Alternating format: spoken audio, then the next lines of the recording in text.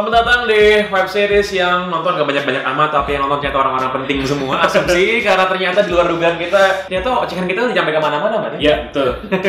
Masih bersama gue Pange sama Iman. Langsung aja kita nggak butuh basa-basi perkenalan lagi. Kita setelah sekian lama absen, karena kita lagi siap-siap sebenarnya. Ya, kita lagi mempersiapkan sesuatu hal yang baru lah buat lo semua ntar. Biar cakupan kita lebih luas ya. Karena kita tertarik untuk memperlebar ekspansi jangkauan kita. Tapi kita akhirnya meluangkan waktu sejenak untuk bikin video yang baru karena mengingat isu soal hak angket DPR terhadap KPK terlalu menarik untuk gak kita singgung sehingga kita turun gunung bentar kita membahas itu. Tapi gue mulai dengan sebuah penjelasan bahwa apa sih hak angket itu?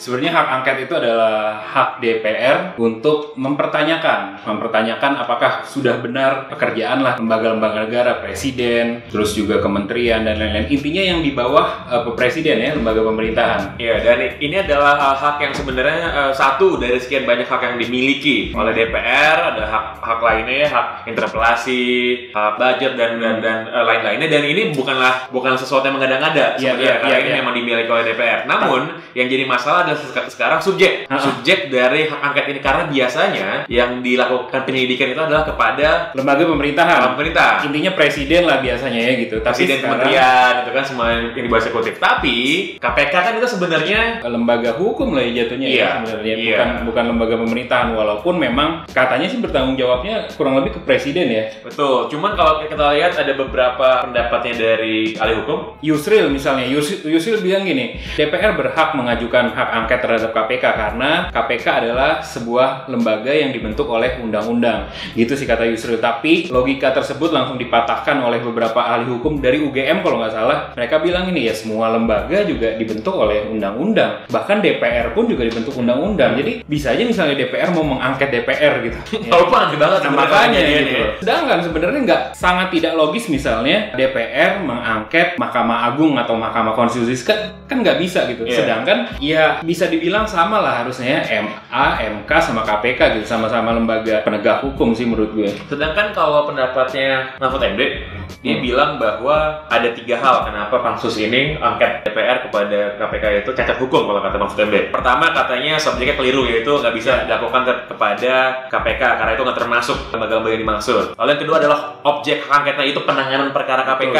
Betul. Karena objek ini harus memenuhi 3 kondisi, yaitu adalah penting, strategis dan berdampak luas bagi masyarakat gitu. Kalau kata Mahfud ini pentingnya apa? Karena ini kan urusan pengakuannya Miriam katanya kan. Iya, betul. Gitu. Jadi sebenarnya ini ada masalah soal kepentingan ini. Yang ketiga adalah prosedur salah. Kata Mahfud MD. Karena prosedur pembuatan pansus disinyalir kuat melanggar undang-undang karena terkesan dipaksain. Iya. Tapi itu dari segi aturan tata negara ya. Sebenarnya yang lebih mengganggu gue adalah objektif awalnya dari pengajuan hak angket ini. Karena apa ya? Terlalu curigakan sih sebenarnya. Betul. Dan politisnya banyak ya. Dan semua anggota dari pansus angket ini bilang, oh ini nggak ada hubungannya dengan kasus IKTP. Yang mana ya nggak? Yang mana beberapa orang di dalam pansus ini, seperti ketuanya misalnya, yaitu Agun Gunanjar gitu, jelas. Itu dipanggil oleh KPK. Jadi sekarang tuh pakai logika goblok-goblokan aja deh gitu kan. Kan kalau misalnya mungkin memang nggak ada hubungannya, benar nggak ada hubungannya, tapi namanya ternyata dipanggil oleh KPK dan nggak datang, gitu kan. Mustahil untuk nggak ada ini nggak sih? Mustahil untuk nggak ada untuk tendensi untuk menarik benang merah gitu. Ini apa yang sudah terjadi? Sebenarnya bisa ditarik lagi lebih ke belakang karena beberapa asumsi bilang bahwa hak angket KPK ini juga berawal dari waktu itu ada niat untuk revisi UU KPK yang kurang lebih sih isinya bahwa KPK itu harus ada dewan pengawas. Dewan pengawas ini tugasnya adalah untuk pertama misalnya izinin boleh nggak KPK melakukan penyadapan terhadap orang tertentu gitu. Jadi mau nyadap izin dulu. Agak lucu sih banget kan. Berarti yang ngawasin siapa? Gitu. Iya gitu. Terus juga ada aturan yang boleh korupsi yang boleh ditindak yang di atas 10 miliar kalau nggak salah. Yang nggak masuk akal gitu. Terus juga jadi kalau korupsi di bawah 10 miliar tuh nggak bakal ditindak KPK? Iya gitu kata. Mungkin dikasih polisi atau kejaksaan. Terus juga ada kalau mau nyadap tuh harus ada bukti permulaan dulu. Yang bukti permulaan ini sudah mengkondisikan si orang ini sebagai tersangka misalnya gitu. Baru boleh disadap. Jadi setelah jadi tersangka baru disadap. Iya gitu. Jadi kalau udah jadi tersangka nih ya, udah gitu gue baru disadap ya gue bakal hati-hati gitu kalau jadi tersangka gitu kayak. Dan kalau misalnya revisi UU KPK ini dijalankan ya OTT itu nggak bakal ada sih kayaknya ya. Jadi itu kalau kita mau lebih tarik ke belakang. Tapi yang lebih dekat sih sebenarnya ya dari kasus IKTP bahwa jelas yang dituntut pansus hak angket KPK ini yang awal-awalnya kan mereka getol banget nih ngejer si Miriam, salah satu anggota Komisi 2 kemarin yang periode lalu yang terkait korupsi IKTP ini, yang akhirnya kan keterangannya kan banyak, ibaratnya narik teman-temannya yang lain untuk ikutan jadi tersangka gitu loh. Dan itu yang jelas-jelas sih sebenarnya menurut gue ya. Dan ada berapa jumlah anggota pansus hak angket KPK kan kita lihat coba? Ada 1, 2, 3, 4, 5, 6 kali 4, 23 berarti ya? 23 gitu. Dan nama-namanya ada beberapa yang ini familiar. By the way, ini ada kenal lagi ya sebenarnya.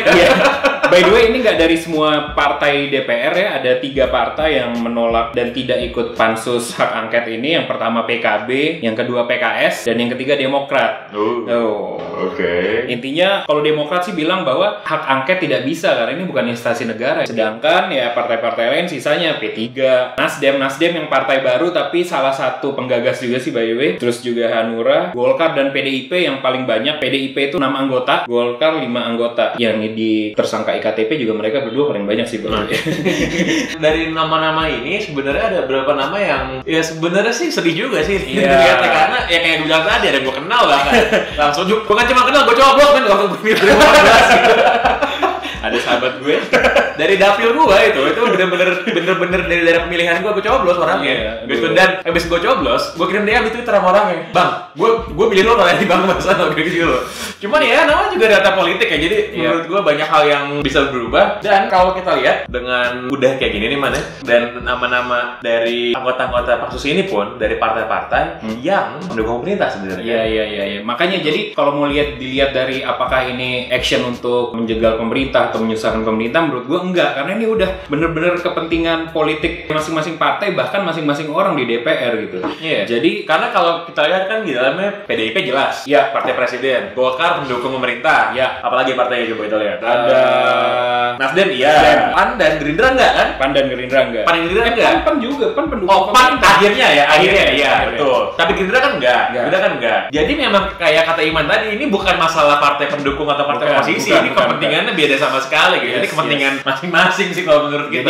Jadi ini kayak ibaratnya drama lain lah dari intrik politik di Indonesia. Kayak misalnya kita tinggalkan dulu perbedaan, sekarang kita tinggalkan drama, ayo kita maju bareng-bareng gitu kan. Nah. Cuman menurut gue ya positif dari drama hak angket ini adalah ya kita sebagai rakyat sebenarnya bisa apa ya ibaratnya menyaring lah partai-partai mana aja atau orang-orang mana aja yang ya bisa dilihat nampaknya mereka punya niat-niat tertentu ya dalam menjalankan perannya sebagai anggota DPR gitu. Apakah menyelamatkan temannya, menyelamatkan diri sendiri atau menyelamatkan partainya gitu. Itu bisa dilihat secara jelas sih. Sebenarnya kan salah satu concern yang paling gede yang sering dialamatkan kepada KPK itu adalah ada yang bilang mereka nggak adil. Yes, milih-milih gitu siapa yang mau ditindak, dan ada yang bilang bahwa penyidikannya kadang-kadang suka melanggar prosedur gitu. Iya. Kayak ada gosip, bukan gosip sih, ada bahkan ada statement bilang bahwa ada yang dikasih obat katanya pas diperiksa. Sampai pansus hak angket ini datang ke LP Sukamiskin gitu, tempat para koruptor. Itu tuh menurut gua aneh banget. Ini tempat koruptor yang udah ditangkap KPK, mereka tanyain satu-satu. Menurut gue kira-kira nanya ini gini,